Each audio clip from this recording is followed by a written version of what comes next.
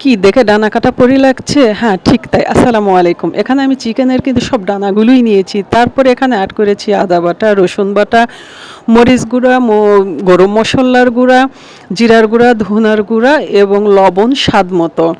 দেবার পর এবং দিয়েছি সয়া সস। দিয়ে এটা ভালো করে মেরিনেট করে আমি ১ ঘন্টার জন্য বেশি টেস্টের জন্য রেখে দিব। দেওয়ার পর এখানে আমি ১ ঘন্টা পর এড করব একটা ডিম এবং ময়দা। আর এখানে আমি কিন্তু নাগামরিচ ব্যবহার করছি, একটু ঝাল ঝাল করব দেখে তাই। তারপরে এখানে আমি মিডিয়াম লো হিটে সেগুলো ভেজে নিব। আসলে এখানে শুধু আমি ভয়েস দিচ্ছি, এর সব কৃতিত্ব কিন্তু আমার মেয়ে। এটা সম্পূর্ণ রান্না করেছে আমার মেয়ে। তো যাই হোক, এরকম যখন ব্রাউন কালার হবে আমি উঠিয়ে নেব। নেবার পরে এইদিকে একটা সস তৈরি করে নেব, যেখানে অ্যাড করব টমেটো সস, চিলি সস এবং সয়া সস, আর দিয়ে দিব মধু আর চিলি ফ্লেক্স দিয়ে এটা নেড়ে চেড়ে এক সাইডে রেখে এদিকে আমি একটি কড়াইতে দিয়ে দিব রসুন কুচি। রসুনটা যখন ব্রাউন কালার হয়ে আসবে ঠিক দিয়ে দিব সেই সস।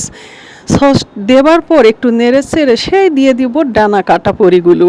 ডানা কাটা পরিগুলো দেবার পর এটা তো ডানা কাটা পরি লাগতে হবে, তাই না? তারপর এটা নেড়ে চেড়ে আমি সেই ডানা কাটা পরি করার জন্য অ্যাড করব সাদা তিল।